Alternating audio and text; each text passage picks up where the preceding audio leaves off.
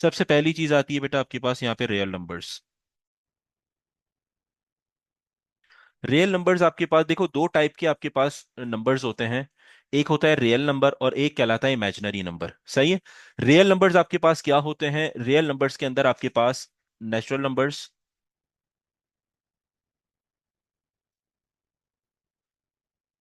Whole numbers,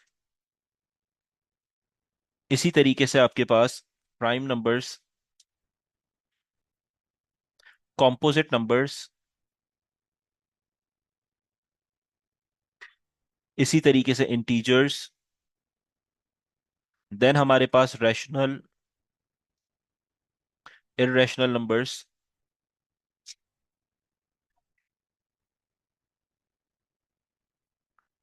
ये सारे वो नंबर्स होते हैं बेटा जो आपके पास रियल नंबर्स कहलाते हैं। ठीक है। अब इसमें डेसिमल है, नेगेटिव है, पॉजिटिव है, होल नंबर्स है, फ्रैक्शनल फॉर्म है, ये सारे आपके पास रियल नंबर्स कहलाते हैं। ठीक है। दूसरी जो आपके पास टाइप होती है नंबर्स की वो कहलाती है imaginary numbers. Imaginary numbers although आपके सिलेबस का पार्ट नहीं है, लेकिन आपको बस एक चीज का पता होना चाहिए कि इमेजिनरी नंबर्स वो नंबर होते हैं जैसे स्क्वायर रूट में नेगेटिव साइन आ गया -2, जिसको आप कैलकुलेटर में जब सब्स्टिट्यूट करते हो तो वो क्या कहता है कि ये मेरे पास जो है वो कौन सा वाला नंबर है, मैथमेटिकल एरर दे देगा वो आपको। सही है। इसी तरीके से कोई भी ऐसा नंबर जिसके नीचे मेरे पास फ्रैक्शन में डिनोमिनेटर में जीरो आ जाए, जो मेरे पास इंफिनिटी बन जाता है। ठीक है। तो ये वो सारे नंबर्स हैं जो पॉसिबल नहीं है, रियल वर्ल्ड में एग्जिस्ट नहीं करते। ठीक है। इसीलिए इनको रियल नंबर्स में काउंट नहीं किया जा रहा होता। रियल नंबर्स आपके पास कौन से होते हैं? जिसके अंदर आपके पास जो है वो नेचुरल नंबर्स आते हैं। नेचुरल नंबर्स वो होते हैं जो आप क्या करते हो, जिन्हें रियल वर्ल्ड में काउंट किया जा रहा होता है, जिनकी स्टार्टिंग आपके पास कहां से होती है? डेफिनेटली वन से। So 1 2 3 and so on, these are known as the natural numbers. ठीक है। होल नंबर्स की अगर बात करते हैं तो होल नंबर्स आपके पास वो नंबर होते हैं जिनकी स्टार्टिंग हमारे पास कहां से होती है बेटा? जीरो से होती है। 0 1 2 3 and so on. Prime numbers आपके पास कौन से होते हैं? वो सारे नंबर्स जो सिर्फ अपने टेबल में आते हैं, जैसे मेरे पास 1 में आते हैं या अपने टेबल में आते हैं। सो 2 3 5 7 and so on. 9 is not a prime number. ठीक है, याद रखना। स्टूडेंट समझते हैं 9 जो है प्राइम नंबर है, प्राइम नंबर नहीं होता। कॉम्पोजिट नंबर वो नंबर्स जो अपने टेबल में तो आते ही आते हैं, साथ में दूसरे टेबल में भी आते हैं। जैसे फॉर एग्जांपल आपके पास 4 है, 2 के टेबल में भी आता है, 4 में भी आता है, 1 में भी आता है। 6 है, 2 और 3 में आता है आपके पास। सिमिलरली आपके पास 8 है, 9 है, and so on. These are known as the composite numbers, जो मेरे पास दूसरे जो है वो उसमें भी आ रहे होते हैं। ठीक है, दूसरे टेबल्स में भी आ रहे होते हैं। इंटीजर नंबर्स आपके पास कौन से होते हैं? तमाम नेगेटिव पॉजिटिव वैल्यूज, जैसे +-1 +-2 +-3 एंड सो ऑन, ये सारे इंटीजर वैल्यूज कहलाते हैं। रैशनल। अब रैशनल और इररेशनल को जरा अच्छे तरीके से समझना, कौन से ऐसे नंबर्स हैं जिन्हें रैशनल कहते हैं और कौन से ऐसे नंबर्स हैं जिन्हें इररेशनल कहा जाता है। If we talk about rational first, तो रैशनल के अंदर हमारे पास जो है वो कुछ टाइप्स होती हैं, जिनको थोड़ा सा डिटेल में समझा देता हूं। एक आपके पास वो नंबर्स होते हैं जो फ्रैक्शनल फॉर्म में लिखे जाते हैं। 2/3, 3/5, 4/7 एंड सो ऑन। जो फ्रैक्शनल फॉर्म में लिखे जाते हैं इनको रैशनल नंबर कहा जाता है बेटा। ठीक है। दूसरे आपके पास वो कौन से होते हैं? जो रिकरिंग डेसिमल्स होते हैं।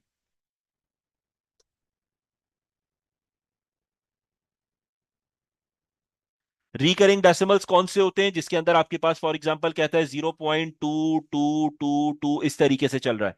सही है। या मेरे पास एक और नंबर कौन सा आ जाता है, फॉर एग्जांपल 1.454545, ये मेरे पास हो गए। ठीक है। थर्ड जो आपके पास होते हैं वो कौन से होते हैं हमारे पास? Terminating numbers.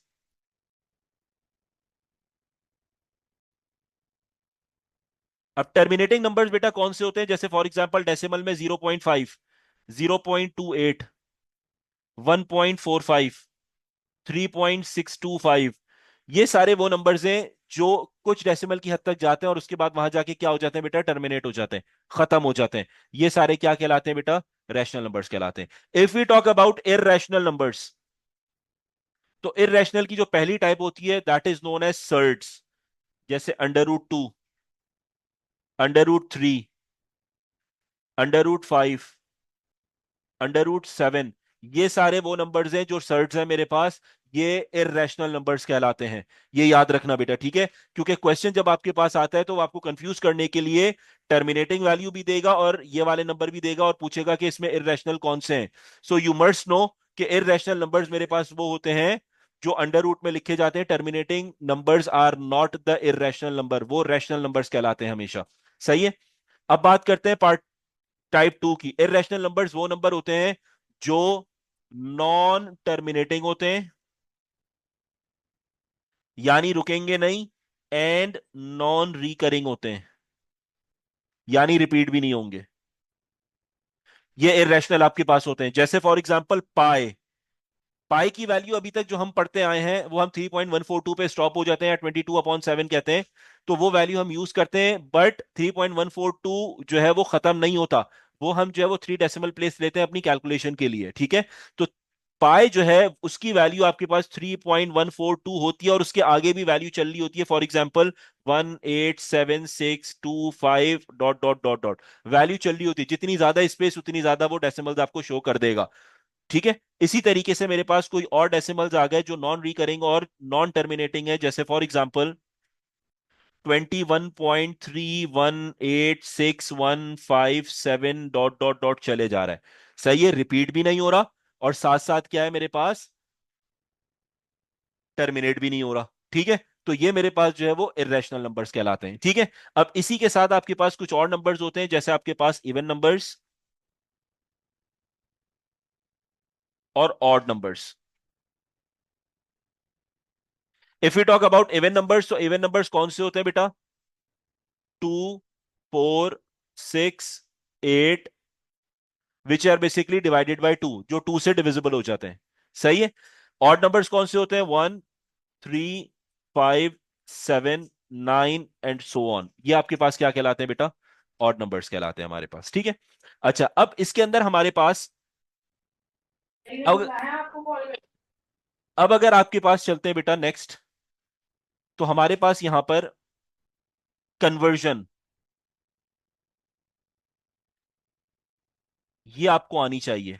रियल नंबर आपको समझ आ गया कि रियल नंबर आपके पास क्या होते हैं, कौन कौन से टाइप्स के होते हैं, और रैशनल और इरेशनल। बार बार बताने का मकसद ये है कि आपको पता होना चाहिए रैशनल और इरेशनल की टाइप्स क्या होती हैं, क्योंकि जब क्वेश्चन P1 में ओ लेवल्स या P2 IGCSE में आता है तो आपको पता होना चाहिए, डिफर कर सको दोनों के अंदर, ठीक है? बाकी natural, whole number, prime, composite और इंटीजर्स, और लास्ट में इवन ऑड नंबर्स होते हैं। कन्वर्जन की बात करते हैं तो कन्वर्जन आपको पता होना चाहिए कि कन्वर्ट नंबर्स को किस तरीके से किया जाता है। यानी अगर मैं कहता हूं कि नंबर आपके पास गिवन है और उसको आपने वर्ड में कन्वर्ट करना है, समझ रहे हो बात को, ठीक है? या ये कन्वर्जन आती है या वाइस वर्सा आ जाती है कि वर्ड आपको दिया जाएगा वर्ड्स की फॉर्म में और वो बोलेगा इसका नंबर क्या होगा। सही है। लेट सपोज एक क्वेश्चन आपके पास है, क्वेश्चन नंबर 1 के अंदर आपसे कहता है 207। अब इसको अगर वर्ड की फॉर्म में लिखना है 207 को, तो आप क्या लिखोगे? 207। ये आपके पास हो गया। एक और एग्जांपल ले लेते हैं। लेट सपोज आपके पास आता है 20009। अब इसको कैसे रीड करोगे? 20009 किस तरीके से रीड आउट किया जाएगा? अच्छा, इसके अंदर अगर एक चीज आइडेंटिफाई करते हो तो यहां पे मेरे पास ये क्या कहलाता है? यूनिट। 10, 100, 1000, 10,000। समझ आती है बात? 10,000 का मतलब यह है कि दो नंबर्स को एक साथ काउंट करना है यहां पे, यानी ये 20,000 का रेशो है मेरे पास, ठीक है? तो ये किस तरीके से पढ़ा जाएगा? 10,000, सॉरी 10 नहीं, 20,009।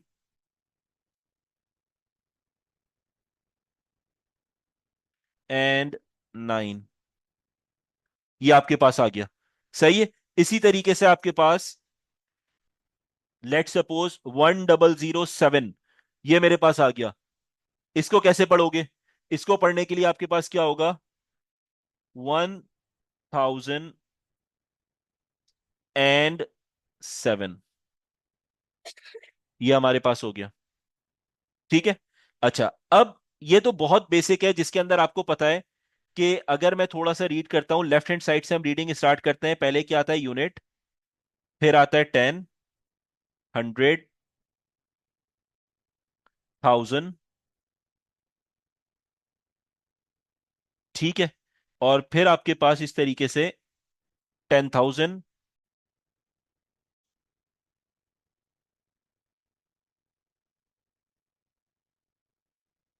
और उसके बाद फिर आपके पास जो है वो लैक्स, 1 लाख आपके पास आ गया। उसके बाद फिर आपके पास 10 लैक्स हो गया जो 1 मिलियन होता है, एंड सो ऑन। इस तरीके से हमारे पास काउंटिंग हो रही होती है। सही है।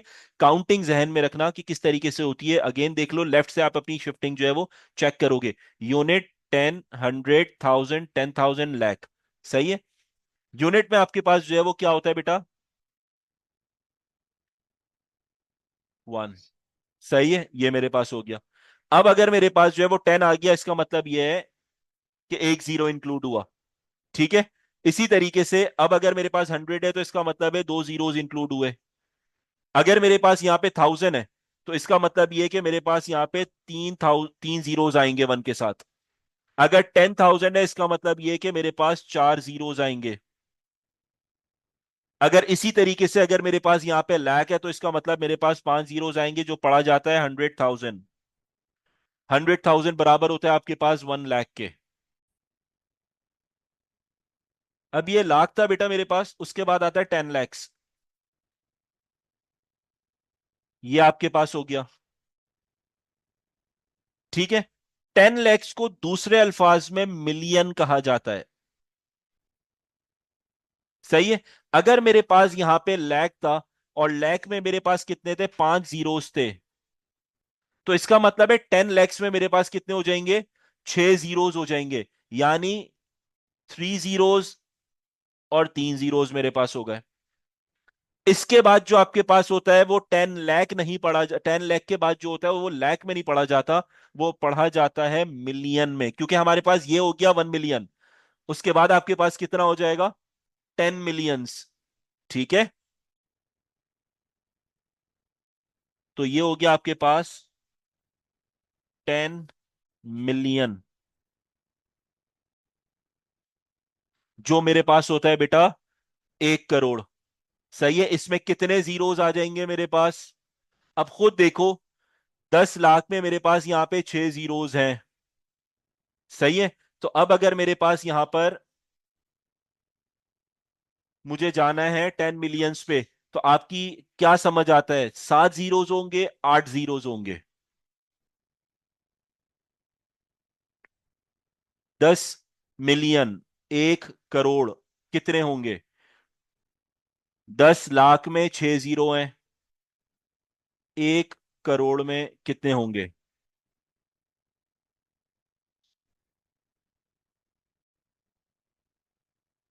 7 जीरोस होंगे हमारे पास यहां पे। ठीक है।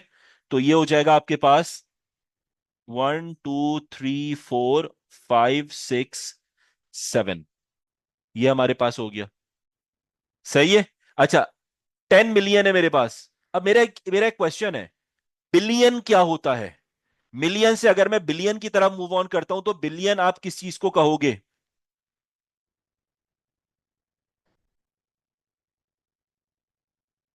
बिलियन किस चीज को कहा जाता है बेटा? जल्दी से मुझे बताओ।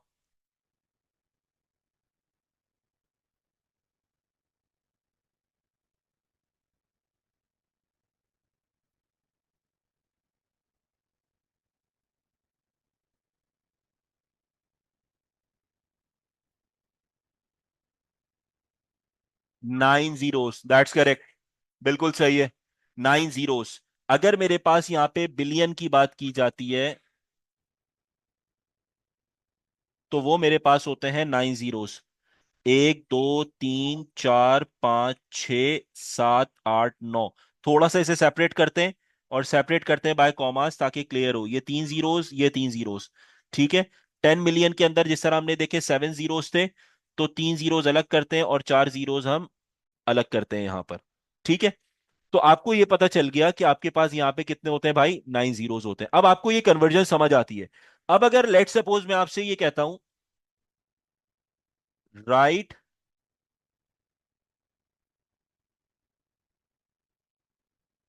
10 बिलियन इन वर्ड्स, अब इसका आंसर मुझे बताओ क्या होगा? 10 बिलियन इन वर्ड्स लिखना है मैंने यहां पे।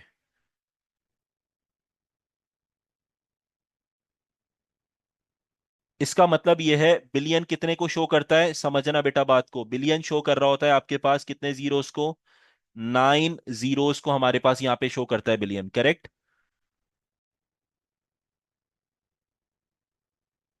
9 जीरोस आ गए और 10 उससे मेरे पास क्या हो रहा है, मल्टीप्लाई हो रहा है।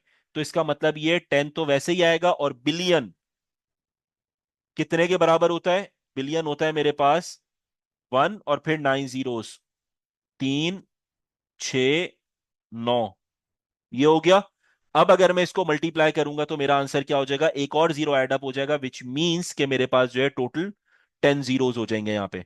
सो 1, 2, 3, 4, then we have 1000 and then we have 1000। तो हमने जो है वो इन शॉर्ट 10 बिलियन को जो है वो नंबर्स की फॉर्म में लिख दिया, जो हमारे पास क्या होगा यहाँ पे, इस तरीके से आ जाएगा, ठीक है। अब इसी का वाइस वर्सा भी क्वेश्चन आ सकता था कि वो ये आपको दे दे और बोले you have to write down in words, तो आप कहोगे ये 10 बिलियन के बराबर है। तो उसके लिए आपको पता होना चाहिए कि बिलियन में मेरे पास कितने जीरोस होते हैं, 1 मिलियन में कितने होते हैं, 10 मिलियन में कितने होते हैं, लैक्स में कितने होते हैं, और थाउजेंड्स और हंड्रेड्स में मेरे पास कितने जीरोस होते हैं। इसकी कन्वर्जन आपको अच्छे तरीके से आनी चाहिए, ठीक है। एक तो ये बात हो गई। अब बात कर लेते हैं आपके पास जरा, लेट सपोज मेरे पास स्क्वायर्स और स्क्वायर रूट की बात करते हैं पहले।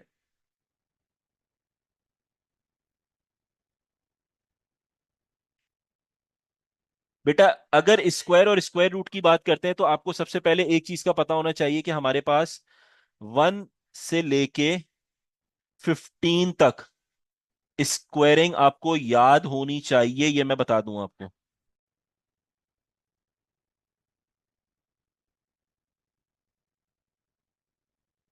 इसकी आपको स्क्वायरिंग याद होनी चाहिए, ठीक है। वो आपके पास क्या है भाई, 1 का स्क्वायर 1 होता है, 2 का स्क्वायर 4 होता है, 3 का स्क्वायर जो है वो 9 होता है, 4 का स्क्वायर 16 होता है, 5 का स्क्वायर 25 होता है, 6 का स्क्वायर 36 होता है, 7 का स्क्वायर 49 होता है, 8 का स्क्वायर 64 होता है, 9 का स्क्वायर 81 होता है, 10 का स्क्वायर 100 होता है, 11 का स्क्वायर 121 है, 12 का स्क्वायर 144 है, 13 का स्क्वायर 169 है, 14 का 196 है, और 15 का 225 है। ये आपको स्क्वायरिंग अच्छी तरीके से याद होनी चाहिए। रीजन उसका ये है कि जब पेपर 1 में ये क्वेश्चन आपके पास आता है, ओ लेवल्स या आईजीसीएसई पेपर 2 के अंदर ये मेरे पास क्वेश्चन आता है, तो अगर आपको स्क्वायरिंग याद नहीं है तो आपके लिए इंडाइसिस में सिंप्लीफिकेशन करना बहुत मुश्किल हो जाएगा, ठीक है। तो स्क्वायर आपको पता होना चाहिए कि 1 till 15 स्क्वायर्स क्या होते हैं। सिमिलरली स्क्वायर रूट का आपको आइडिया होना चाहिए, ठीक है। और इसके अंदर भी स्क्वायर रूट आपके पास रिवर्स हो जाता है। लेट सपोज अगर मैं कहता हूं मेरे पास क्वेश्चन आता है √169, तो आपको पता होना चाहिए ये स्क्वायर रूट होता है 13 का, ठीक है। तो जब आपको स्क्वायर याद होगा तो डेफिनेटली उसका रिवर्स आप खुद ब खुद देख लोगे। इसी तरीके से अगर मेरे पास कहीं लिखा हुआ होता है 225, तो आप कहोगे ये 15 का होता है, सही है। अच्छा, स्क्वायर रूट के लिए मैं एक चीज थोड़ी सी बता दूं कि आसान ये होता है, आसान नहीं मतलब इंपॉर्टेंट ये है कि 1 till 20 आपको याद होने चाहिए, क्योंकि कभी कभार कुछ क्वेश्चंस आपके पास ऐसे आए जिसके अंदर उसने 17, 18, 19 और 20 इनके जो है वो उसने क्या मांग लिए, स्क्वायर्स, स्क्वायर रूट मांग लिए। जैसे फॉर एग्जाम्पल अगर 400 में दे देता हूं, तो वो ये कहता है भाई 400 का स्क्वायर रूट बताओ, तो 400 का स्क्वायर रूट बेसिकली 20 होता है, तो ये आपको याद होना चाहिए, सही है। इसी तरीके से आपके पास मुख्तलिफ 1 till 20 कोई भी वो स्क्वायर आपको दे देता है और बोलता है इसका स्क्वायर रूट आपने फाइंड आउट करना है, या वो यूज करने के लिए इंडाइसिस में या स्टैंडर्ड फॉर्म में किसी भी ऐसे क्वेश्चन में दे देता है जो पेपर 1 या पेपर 2 का पार्ट है आपके पास आईजीसीएसई में। तो आपको अच्छे तरीके से पता होना चाहिए इसकी स्क्वायरिंग या स्क्वायर रूट आपके पास, ठीक है। Similarly if you talk about cubes या क्यूब रूट,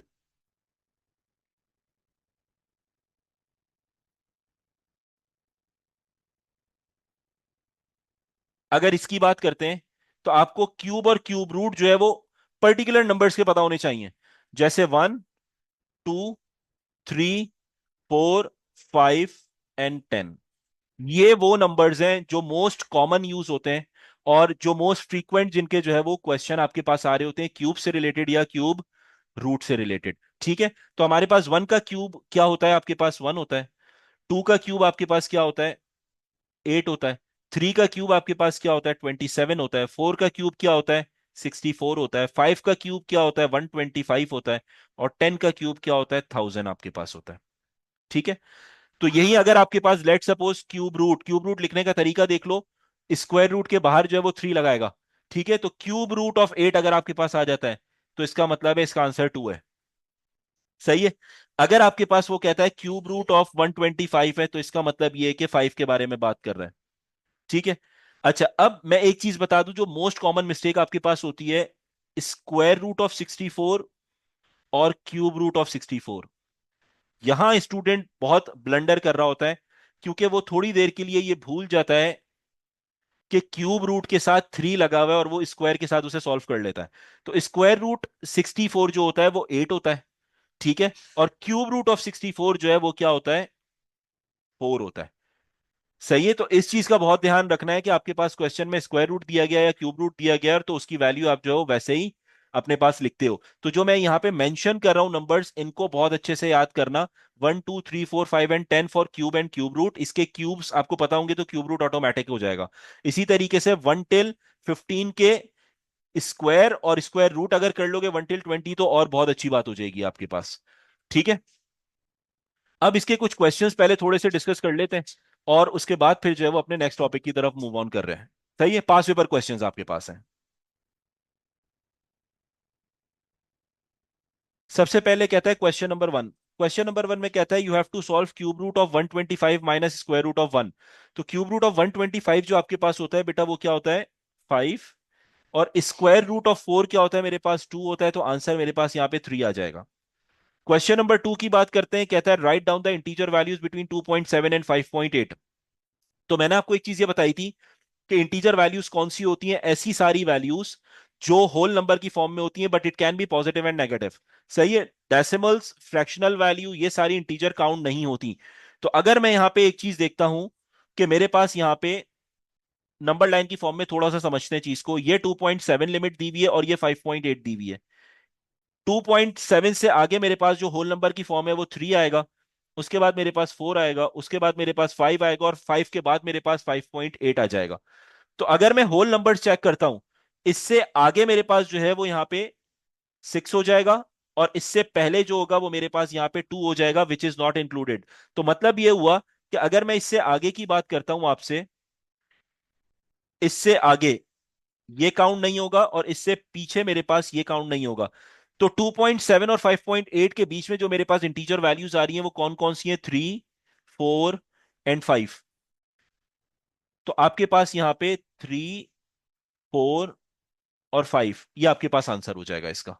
सही है। क्वेश्चन नंबर थ्री आपके पास है, right the prime numbers between 0 till 20। 0 till 20 के बीच में जो है वो आपने प्राइम नंबर्स लिखने हैं। प्राइम नंबर्स कौन से होते हैं, डेफिनेशन पता होनी चाहिए, ऐसे नंबर्स जो आपके पास सिर्फ अपने टेबल में या वन में आते हैं। So we have 2 3 5 7 11 13 15। होगा प्राइम नंबर, नहीं होगा क्योंकि 15 3 और 5 में आता है। It is an odd number लेकिन प्राइम नहीं होगा। 17 इज अ प्राइम नंबर और 19 जो है वो मेरे पास प्राइम नंबर्स होगा। तो ये सारे वो नंबर्स हैं जो मेरे पास प्राइम नंबर है। क्यों प्राइम है, क्योंकि ये या तो वन में आते हैं या फिर सिर्फ और सिर्फ अपने टेबल में आ रहे होते हैं। ठीक है, इस टाइप के क्वेश्चन आपको जो है वो P1 ओ लेवल्स और P2 IGCSE में नजर आ रहे होंगे। सही है। अब आते हैं आपके पास नेक्स्ट टॉपिक पे जो आपके पास है HCF एंड LCM। ये क्या कहलाता है बेटा, HCF को कहते हैं हाईएस्ट कॉमन फैक्टर।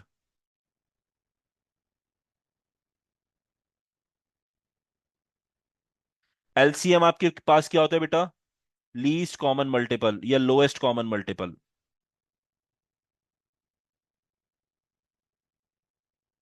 सही है। अब हमारे पास यहां पर लेट सपोज दो नंबर्स आपके पास आते हैं, एक आता है 12 और एक आता है आपके पास 16। और वो कहता है you have to find in part A HCF and in part B you have to find LCM। ठीक है, सबसे पहले जो बहुत बेसिक मेथड है जो सब स्टूडेंट्स पढ़ते हुए आए हैं वो कहलाता है ट्री मेथड। ट्री मेथड के थ्रू सबसे पहले पढ़ते हैं और उसके बाद मैं एक और मेथड आपको बताता हूँ, कुछ स्टूडेंट्स को आइडिया होगा उस मेथड के भी। 12 और 16 की बात करते हैं। First of all you have to find out the same number जो दोनों को एक साथ डिवाइड कर सके। So 2 6 12 and 2 8 16। Then we have 2 3 6, 2 4 8। उसके बाद अब यहां पे देखो, यहां पे मेरे पास 3 और 4 वो नंबर है जो मेरे पास किस में आ रहा है बेटा, एक टेबल में नहीं आ सकता। 3 और 4 मेरे पास वो नंबर है जो एक टेबल में नहीं आ सकते। तो उसके लिए आपने क्या करना है, एचसीएफ की अगर मैं बात करता हूं, तो एचसीएफ वो नंबर होता है जो दोनों नंबर्स को एक साथ डिवाइड करे जहां तक हो सकता है। तो यहां पे जो एचसीएफ आपके पास आएगा, दैट इज 2 × 2, यानी ये वाले वो नंबर्स, इन नंबर्स को क्या कहते हैं, एचसीएफ। H C F. लेकिन इसमें एक शर्त है, वो शर्त ये है कि जहां तक डिवाइड होंगे वहां पे रुक जाओगे, 1 तक नहीं लेके जाना, ये ध्यान में रखना, ठीक है। तो ये 4 हो गया मेरे पास। If you talk about LCM, तो एलसीएम के अंदर आपने क्या करना होता है, ये नंबर्स भी काउंट करोगे और साथ में इन नंबर्स को भी, इन सब को आपस में मल्टीप्लाई करना है। So it will be 2 × 2 multiply by 3 multiply by 4। तो ये हो जाएगा 4 × 3 = 12 और 12 × 4 = 48। तो एलसीएम जो मेरे पास आ गया वो यहां पे क्या आ गया बेटा, 48 आ गया। This method is known as tree method, ठीक है। अच्छा, अब यहां पे एक और मेथड मैं आपको बताता हूं जो आपके पास होगा। 12 यहां पे लिखो और उसे आपने प्राइम फैक्टर्स की फॉर्म में लिखना है। सबसे पहले ये समझो प्राइम फैक्टर होता क्या है।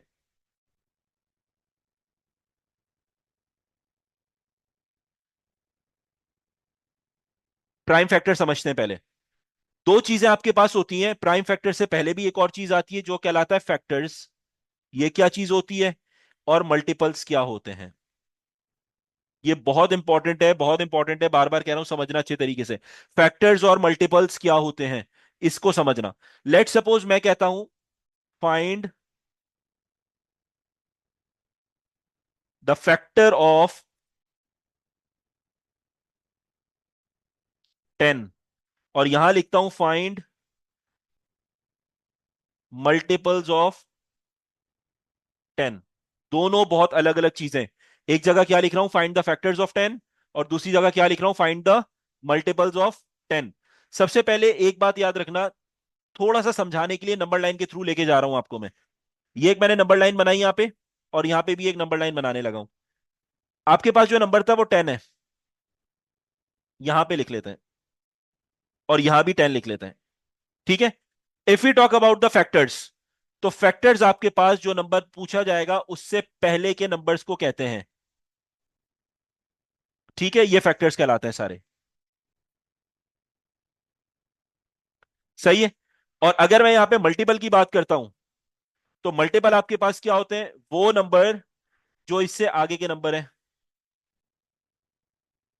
ये सारे मल्टीपल्स होते हैं। अब इसका मतलब क्या है, ये सिर्फ बताने का मकसद ये कि कंफ्यूजन ना हो स्टूडेंट को कि मल्टीपल और फैक्टर में डिफरेंस क्या होता है।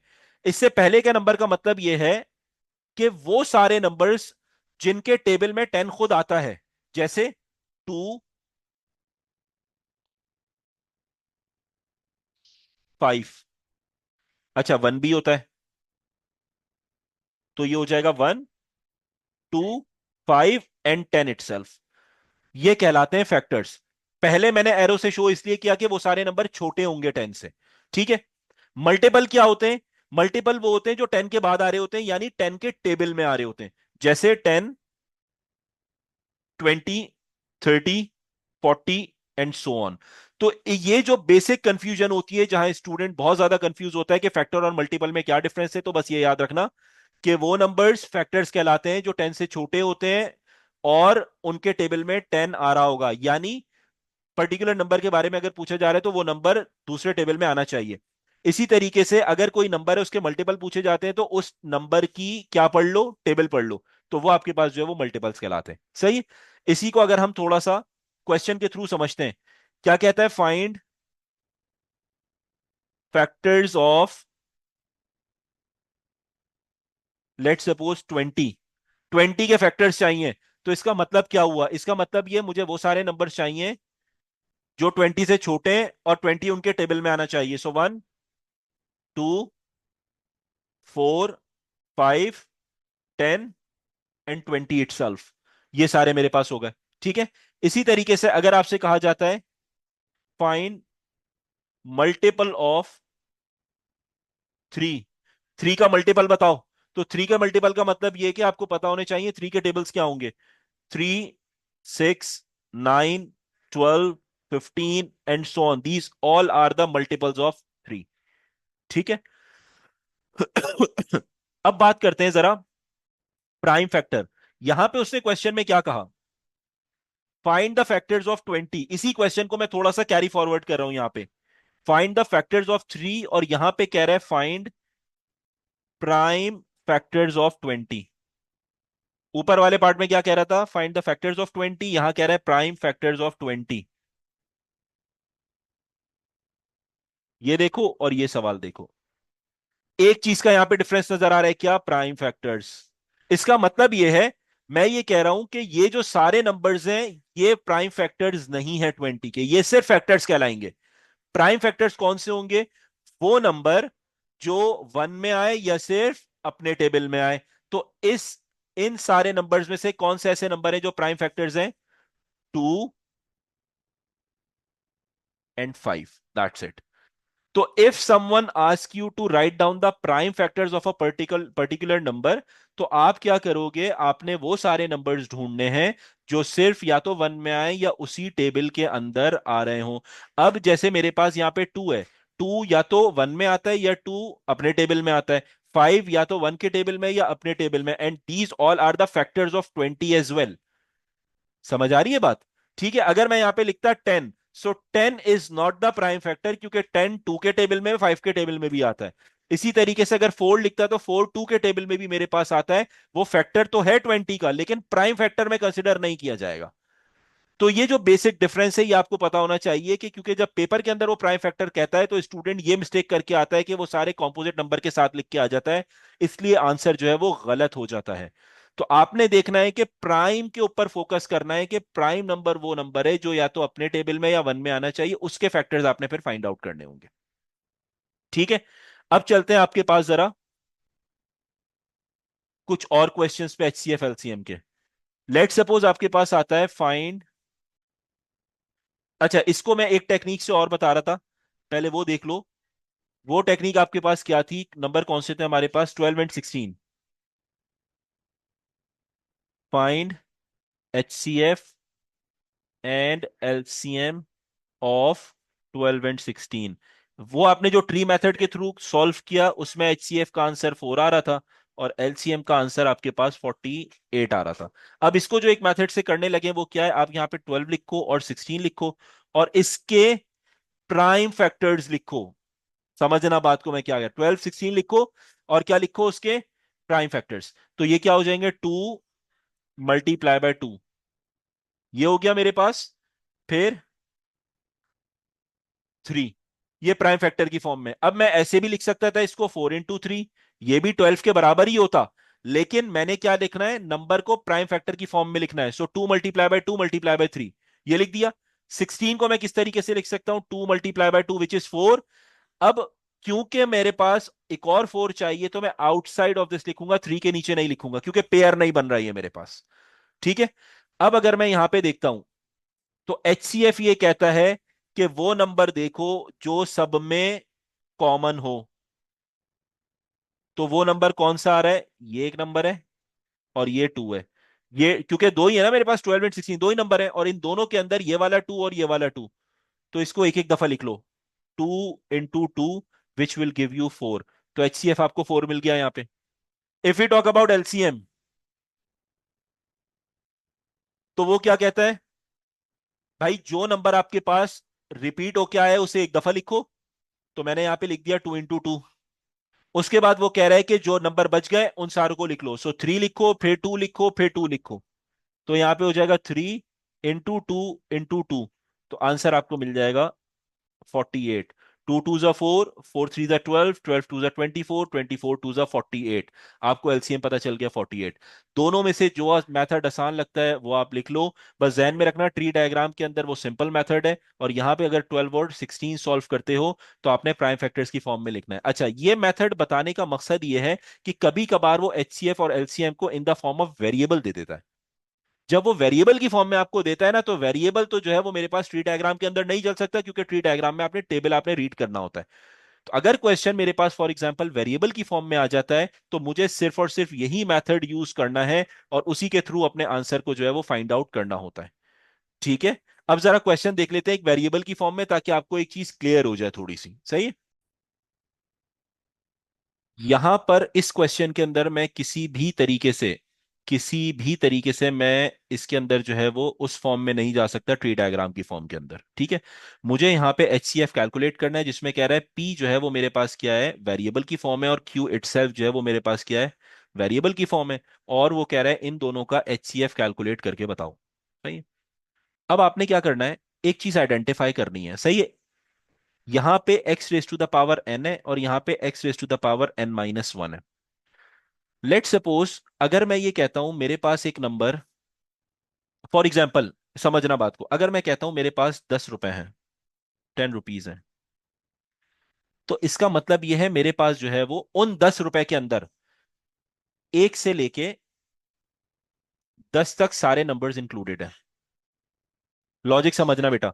अगर मैं कह रहा हूं 10 रुपए मेरे पास हैं, तो इसका मतलब है एक से लेके 10 नंबर तक मेरे पास सारे नंबर्स उसमें मौजूद हैं। मैं 2 रुपए की चीज भी ले सकता हूँ, 5 रुपए की भी ले सकता हूँ, 7 रुपए की भी ले सकता हूँ, 8 रुपए की भी ले सकता हूँ, और 10 रुपए की भी ले सकता हूँ। ठीक है। इसी तरीके से अगर मैं कह रहा हूं कि मेरे पास जो है वो n रुपीज हैं, इसका मतलब यह है कि n से पहले जितने हैं वो सारे मेरे पास जो है उतने रुपीज हैं। यानी n भी है, n से पहले n-1 भी है, n से पहले n-2 भी है, n से पहले n-3 भी है, एंड सो ऑन, ये सारे रुपीज मेरे पास मौजूद हैं। ठीक है। इसकी यही मिसाल है कि अगर एन की जगह पे मैं 10 सब्स्टिट्यूट करता हूं, तो यहां 10 भी है, 10-1 9 भी है, और 10-2 8 भी है, 10-3 7 भी है, ये सारे रुपीज मेरे पास मौजूद हैं। ठीक है। यही एग्जांपल है इसकी एग्जैक्ट। अब थोड़ी देर के लिए इस क्वेश्चन को देखो। इसे अगर मैं रीड करता हूं, तो मैं ये कह सकता हूं कि मेरे पास यहां पे x की पावर n है, मल्टीप्लाई का साइन मैं इससे दिखा रहा हूं बेटा, और x की पावर n-1 है। ठीक है। उसके बाद मल्टीप्लाई, यहां पे मैं लिख सकता हूं y की पावर n-1 है, और फिर मल्टीप्लाई y की पावर n-2 है। ये मैं लिख सकता हूं यहां पे, क्योंकि भाई इससे पहले की वैल्यूज भी तो उसी का पार्ट होती हैं। इसी तरीके से अगर मैं नीचे वाले को लिखता हूं, तो वो मेरे पास क्या हो जाएगा, x की पावर n-1, तो इसी के नीचे लिखो सेम पावर के साथ। ठीक है। और n-2 है, यानी y की पावर n-2 है। इससे लीस्ट पावर तो है ही नहीं मेरे पास, और मुझे इनका क्या चाहिए, एचसीएफ। एचसीएफ के अंदर हमने क्या निकालना होता है, कॉमन। अब अगर यहां पे आप आइडेंटिफाई करते हो, तो n-1 ये मेरे पास आ गया, और n-2 ये मेरे पास आ गया, ये दोनों कॉमन है। तो एचसीएफ मुझे पता चल गया यहां पे।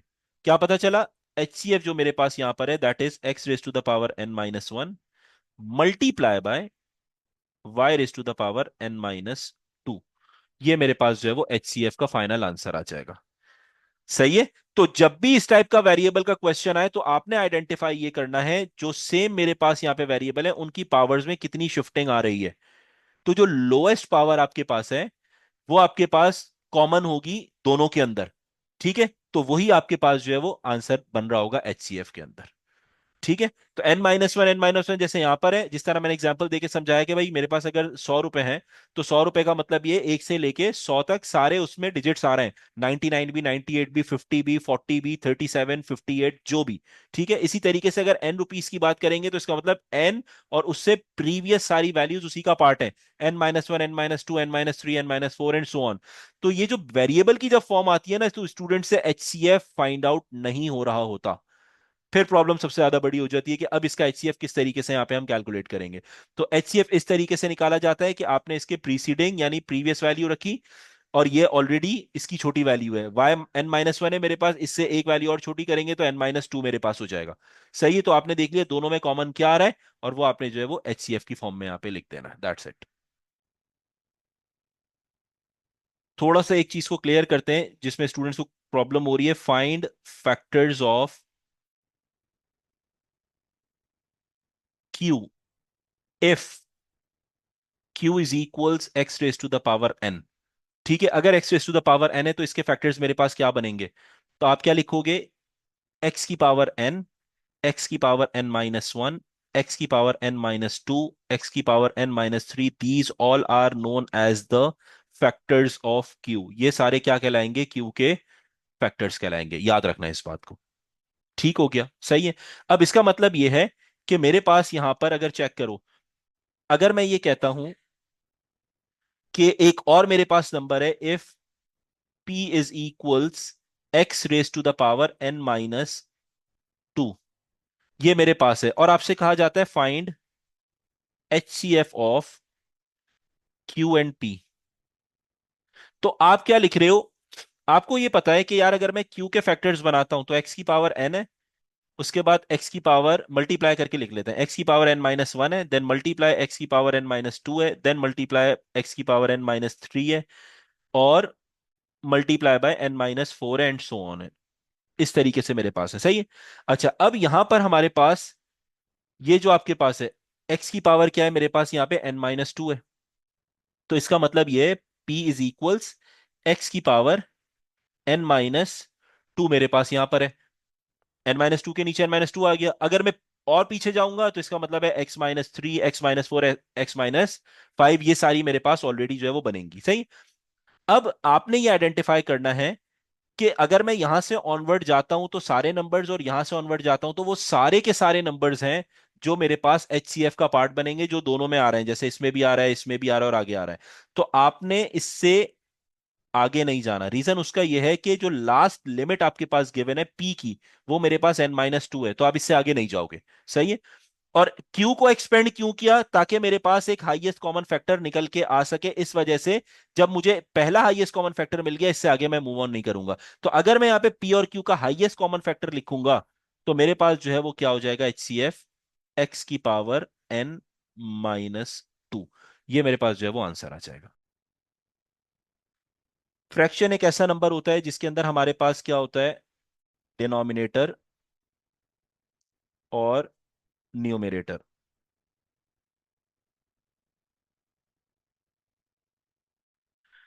जो ये हमारे पास क्या है, डिवीजन का साइन है, डिवीजन के साइन के ऊपर जो लिखा जाता है वो न्यूमरेटर कहलाता है, और नीचे वाला नंबर डिनोमिनेटर कहलाता है।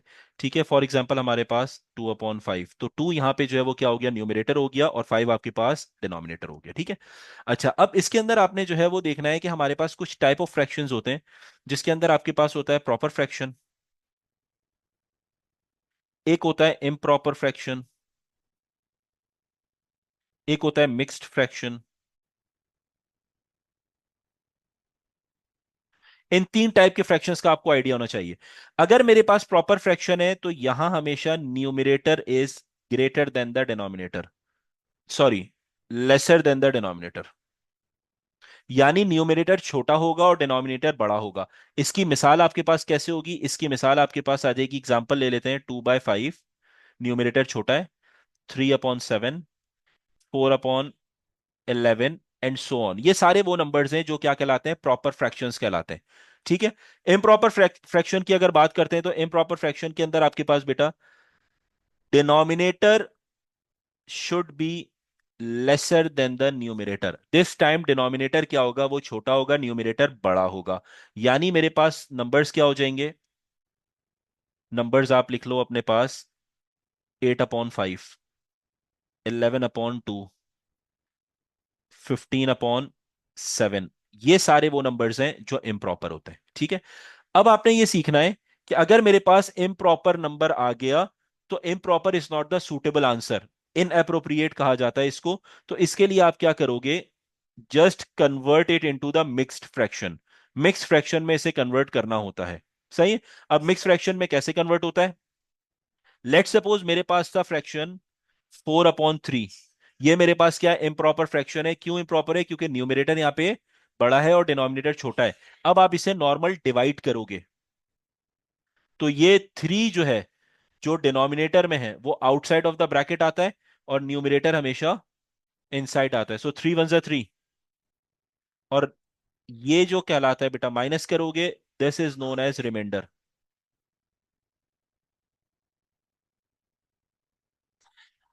And this is known as quotient. ठीक है। तो आप इसे कैसे लिखोगे? 4/3 जो लिखा जाएगा मिक्स फ्रैक्शन में लिखा जाएगा 1/3। क्या लिखा गया? 1/1/3। अब इसे रीड कैसे करोगे? इसको इससे मल्टीप्लाई करना है, इस थ्री को वन से मल्टीप्लाई करना है, और आगे जाके इस वन में ऐड करना है। सो थ्री वन जा three plus one which is equals four. Four divided by three जो है वो आपका क्या आ जाएगा? आंसर आ जाएगा इम्प्रॉपर का। तो इम्प्रॉपर से आपने क्या किया? मिक्स्ड फ्रैक्शन में इसको कन्वर्ट कर दिया। ठीक है। अच्छा, अब इसके अंदर आपके पास जो है वो, लेट सपोज एक क्वेश्चन है, फॉर एग्जाम्पल 8/5। ये मेरे पास क्वेश्चन आ गया। अब 8/5 को मैंने जो है वो किस में लिखना है? मिक्स फ्रैक्शन में।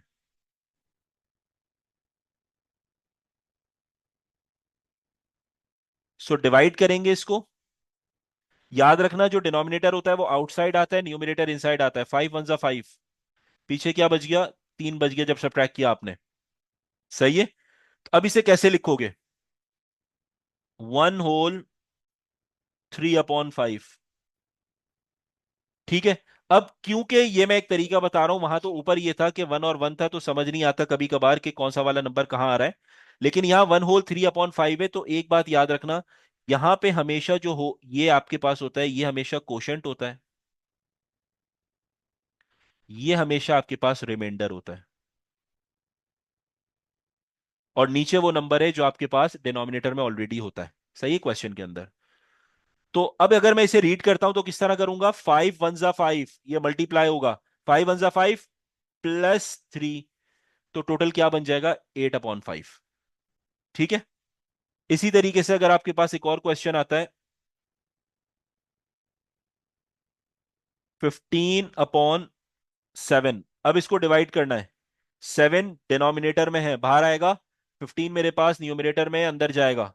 ठीक है। तो ये हो जाएगा 7 2 जा 14। मैक्सिमम डिवीजन पे जाते हैं, यहां पे बचता है 1। तो इसका मतलब है 2 होल 1/7 मेरे पास बन जाएगा। कोशेंट हमेशा अलग से लिखा जाता है, और न्यूमिनेटर में रिमाइंडर आता है, और 7 डिवाइड हो रहा है। सो मल्टीप्लाई करोगे, 7 2 जा 14 +1 विच विल गिव यू 15/7। अब यहां पे आपके पास जो फर्दर कन्वर्जन आती है वो ये है कि वो ये कहता है कि कन्वर्ट 15/7 इन डेसिमल्स। इसको डेसिमल में कन्वर्ट करके बता दो कि इसकी कन्वर्जन किस तरीके से होगी। आपने नॉर्मल अपनी जो है वो कन्वर्जन करनी है, डिवीजन करनी है, जैसे करते हो 7 15, तो 7 × 2 14 हो गया, 1 आ गया। अब आपको पता है यार मुझे डेसिमल में चाहिए, तो आपने यहां डेसिमल लगाया और नीचे एक जीरो इंक्रीज करोगे। सही है। डेसिमल की बेस पे जो रिमाइंडर में जीरो है वो इंक्रीज हो जाता है। तो ये क्या हो जाएगा? 7 1 जा 7। अब पीछे क्या बच गया? यहाँ पे 3 बच गया। अगेन आपके पास सेम डेसिमल की वजह से यहाँ पे जीरो आ जाएगा।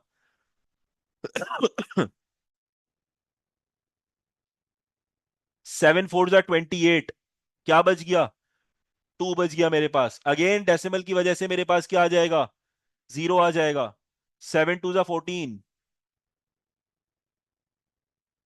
और फिर मेरे पास 6 आ गया, एंड सो ऑन। तो अब अगर आप ये देखो, ये मेरे पास जो है वो टर्मिनेट नहीं हो रहा, खत्म नहीं हो रहा है डेसिमल। तो इस टाइप का क्वेश्चन जब भी आएगा तो वो कहेगा कन्वर्ट 15/7 इन डेसिमल, या वो कहेगा कन्वर्ट 15/7 इन 2 डेसिमल प्लेसेस या 3 डेसिमल प्लेसेस। अगर वो लेट सपोज आपसे कह देता है कन्वर्ट 15/7 इन 2 डेसिमल प्लेसेस, 2 डेसिमल प्लेस में इसको कन्वर्ट करना है, तो आप किस तरीके से इसको लिखोगे? आप लिखोगे 2.14, यहां पे रुक जाओगे।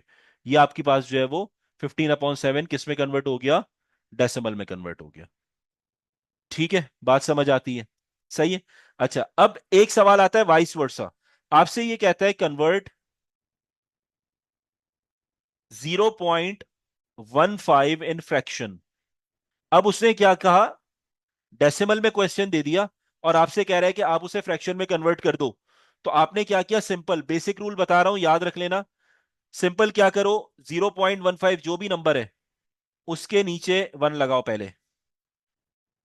ठीक है, सिंपल पहला तरीका क्या करना है, 0.15 है उसके नीचे वन लगा दो। जितने डेसिमल शिफ्ट करोगे राइट हैंड साइड पे, जितने डेसिमल शिफ्ट करोगे उतने जीरोस ऐड कर दो। एक डेसिमल शिफ्ट हुआ, एक जीरो ऐड कर दिया। एक और डेसिमल शिफ्ट किया, एक और जीरो ऐड कर दिया। ठीक है, कोई टेंशन वाली बात नहीं है, बहुत आसान है। सिंपल क्या किया, जो भी डेसिमल है उसके नीचे जो भी वैल्यू थी उसके नीचे वन लिखा, और जितने डेसिमल राइट साइड पे शिफ्ट करते जाओगे उतने जीरोस ऐड अप कर दो। तो आंसर आपके पास क्या आ रहा है, 15/100।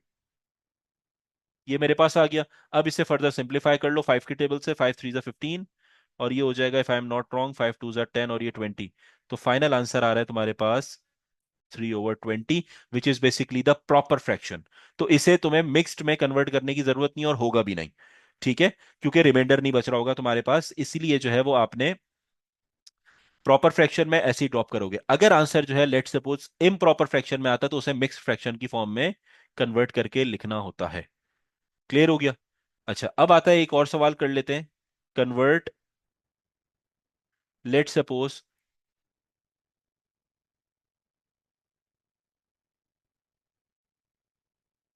1.25 इनटू फ्रैक्शंस। 1.25 मेरे पास क्वेश्चन है और इसको किस में कन्वर्ट करना है, फ्रैक्शन में कन्वर्ट करना है। आपने सिंपल क्या लिखा, नंबर लिखो 1.25 डिवाइडेड बाय 1 लिख लो। ठीक है, अब आप क्या करोगे, यहां पे एक डेसिमल यहां पे शिफ्ट किया राइट साइड पे, जीरो लगा दिया। दूसरा डेसिमल यहां पे शिफ्ट किया, फिर क्या लगा दिया यहाँ पे, जीरो। दो डेसिमल शिफ्ट किए, दो जीरोस यहां पे आपने मार्क डाउन कर दिए।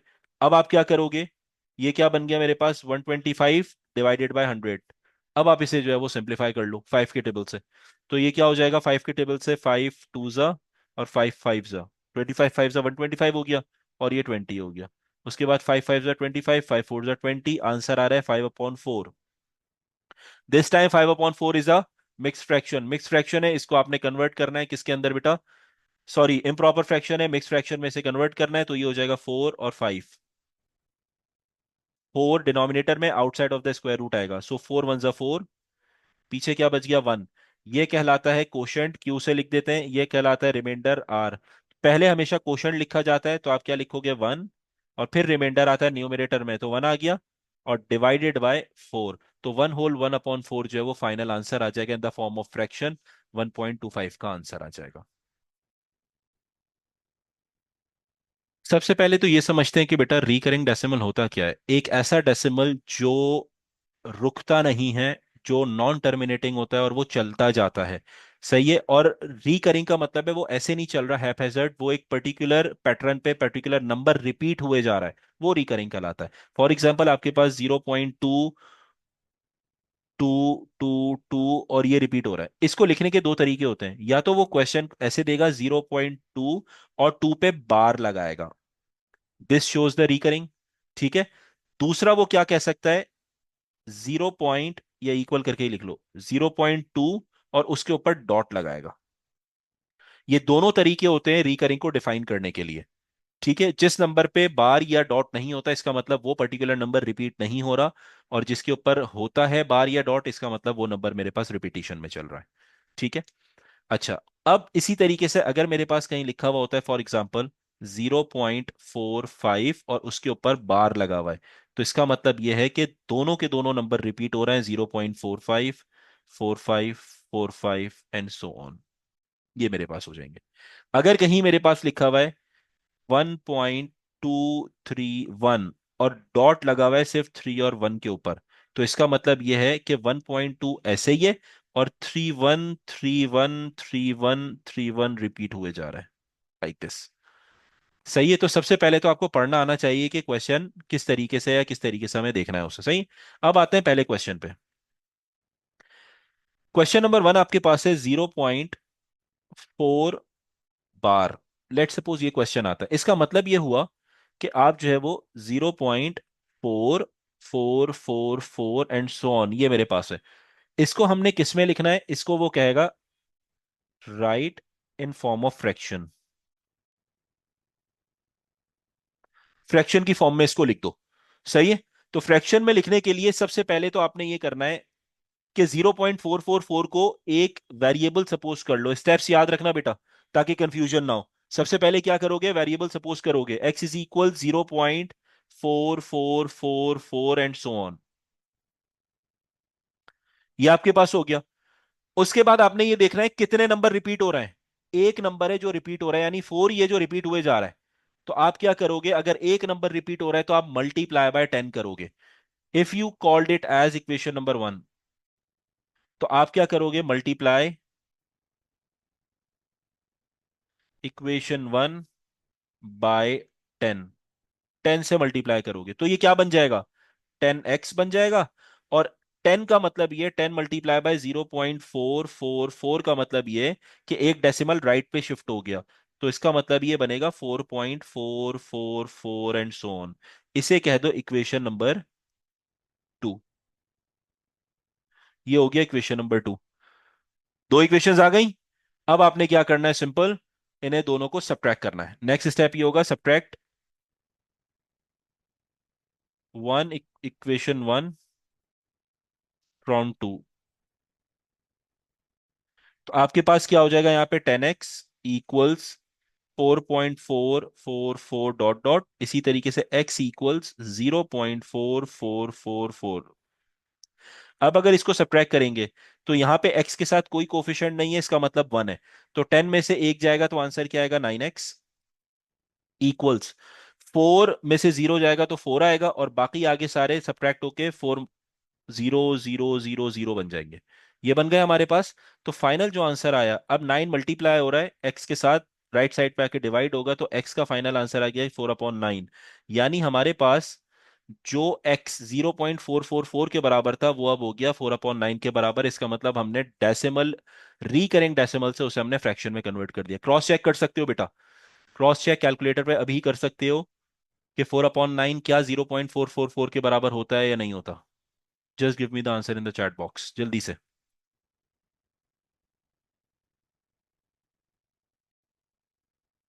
है या नहीं है बराबर? करेक्ट, डन हो गया।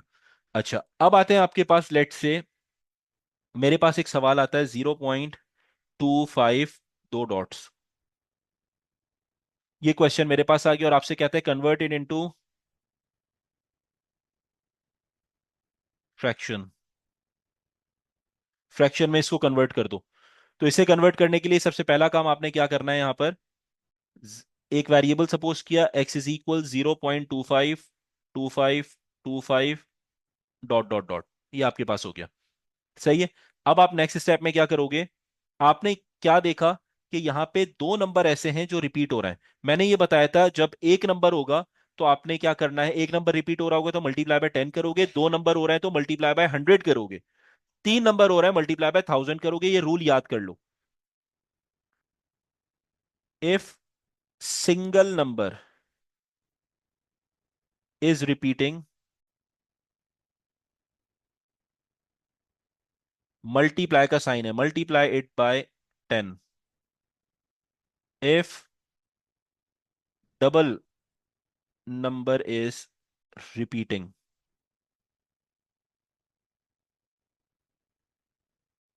Multiply it by 100। तो इसका मतलब ये रूल समझ आ गया कि अगर मेरे पास तीन नंबर होंगे तो 1000 से मल्टीप्लाई करोगे रिपीटिशन पे। सही, क्वेश्चन की बात नहीं कर रहा है, रिपीटिशन की बात कर रहे हैं यहाँ पे। सही। तो अब यहाँ पे क्या हो जाएगा मेरे पास? अगर 100 से मल्टीप्लाई करूंगा ये हो जाएगी इक्वेशन नंबर 1। इसको मैं जब 100 से मल्टीप्लाई करूंगा तो 100 मल्टीप्लाई बाय 0.252525 जो बन जाता है, दो नंबर बाद डेसिमल जाएगा, सो 25.252525 एंड सो ऑन। इस तरीके से इसे आप कह दो इक्वेशन नंबर 2। ये आपके पास हो गया। ठीक है। अब आपने क्या करना है? दोनों इक्वेशन को सब्ट्रैक्ट करोगे। Subtract equation 1 from equation 2। तो अब आपके पास यहाँ पे क्या हो जाएगा, 100x equals 25.25 and so on, और x is equals 0.25 and so on. जब आप उसे सब्ट्रैक्ट करोगे तो यहाँ कोफिशिएंट ऑफ x कुछ नहीं है, 1 है। तो 100 - 1 क्या हो जाएगा बेटा, 99x। ये हो गया। और 25 में से 0 हो गया 25, डेसिमल के नीचे डेसिमल, और बाकी 2 में से 2 गया 0, 5 में से 5 0 एंड सो ऑन, बाकी सारे के सारे 0 हो गए। तो x का जो आंसर है वो आपके पास आ गया 25/99। यानी आपने उसे रिकरिंग से किस में कन्वर्ट कर दिया, इसको फ्रैक्शन में कन्वर्ट कर दिया, डेसिमल टू फ्रैक्शन कन्वर्जन हो गई इसकी। क्लियर हो गया? सही। अच्छा, अब आते हैं आपके पास